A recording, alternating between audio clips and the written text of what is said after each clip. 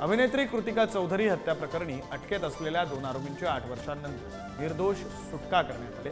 दिंडोशी सत्र न्यायालयानं आरोपींना मोठा दिलासा दिला। सबळ पुराव्यांअभावी आरोपी शकील खान आणि त्याचा साथीदार वासू दास यांच्या 8 वर्षांच्या तुरुंगवासानंतर निर्दोष मुक्तता करण्यात आली।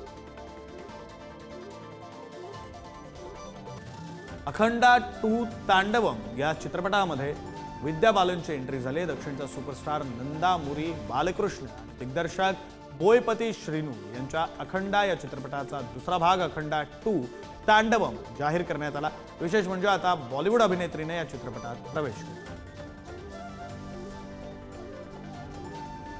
ऋतिक रोशनच्या क्रिश 4 मध्ये नोरा फतेही सुद्धा दिसणार आहे, तर ऋतिक रोशन लवकरच क्रिश 4 या चित्रपटात दिसेल।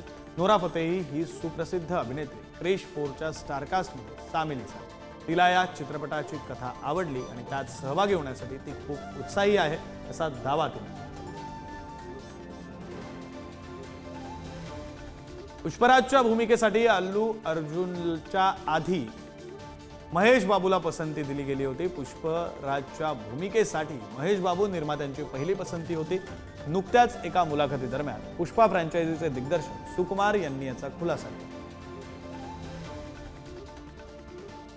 रेड 2 या चित्रपटातील विशेष गाण्यामध्ये हनी सोबत तमन्ना भाटिया दिसणार आहे। अजय देवगणचा चित्रपट रेड 2 ची घोषणा झाल्यापासून चर्चेत आहे। तमन्ना भाटियाला रॅपर योयो हनी सिंग याच्यासोबत नृत्यासाठी साईन केलं। ही शूटिंग संपल्यानंतर तमन्ना रेंजरच्या सेटमध्ये सामील झाली।